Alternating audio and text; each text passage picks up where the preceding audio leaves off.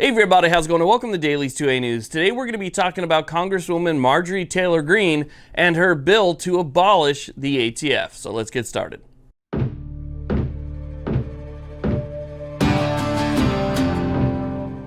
Now, let me go ahead and start off by saying I understand that this has a very low likelihood of actually passing because of control of Congress right now. And I understand that if it does pass, getting it up to Biden's desk and having him sign it is even a lower likelihood. But I still like the fact that somebody in Congress is standing up to the ATF and actually letting people know that, look, the ATF is infringing on people's constitutional rights. There's no reason for it to exist. There's other agencies that already cover the same things, the FBI, for instance. And so it's nice to see that a congresswoman is standing up for the American people instead of just talking about it on the campaign trail and then completely forgetting about it once they actually get in office. So I think that symbolically, this is exactly what we need. We need more of it, more of it, more of it, and we need the push to continue. So with that being said, let's talk about exactly what she's trying to do.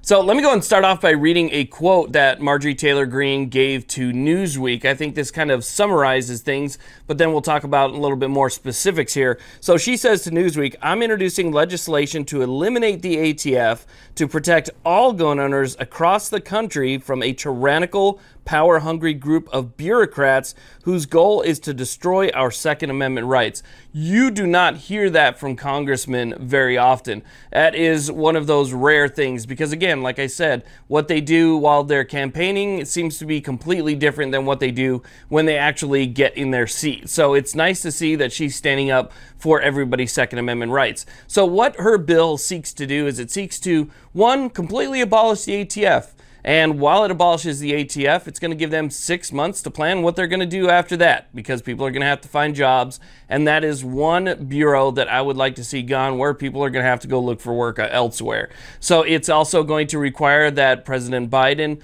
send a letter to each ATF employee letting them know about the 6-month time frame so that everybody understands what's going on. Now, it's also going to roll back any rules that the ATF has changed or created since August of 2020. So everything that the ATF has done up until August 2020 would essentially still stand. But anything they've done after that point would be completely eliminated altogether. Now, it doesn't make a creation of any other type of law enforcement agency or the creation of any other type of bureau. It simply eliminates that bureau and eliminates any type of rule change or modification or anything that they've done after August of 2020.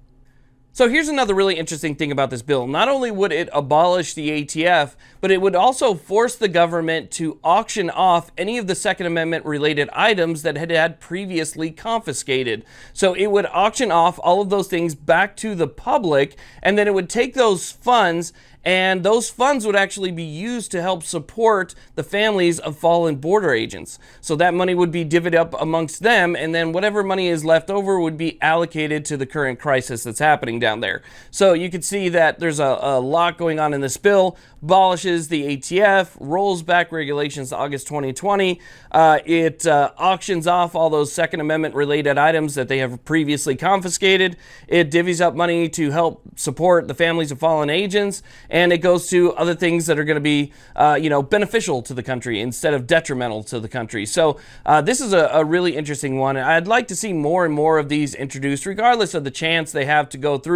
It just needs to be one of those things that's hammered down constantly. And it's nice to see that this congresswoman right here is actually standing up for the American people and their Second Amendment rights. And she's doing it in a way that I think is correct. I think that she's right in everything that she's asking for. And it's bold. And we need more bold to be on our side. So just want to let you guys know what's going on there. I think she's going to be introducing it today if she has not already.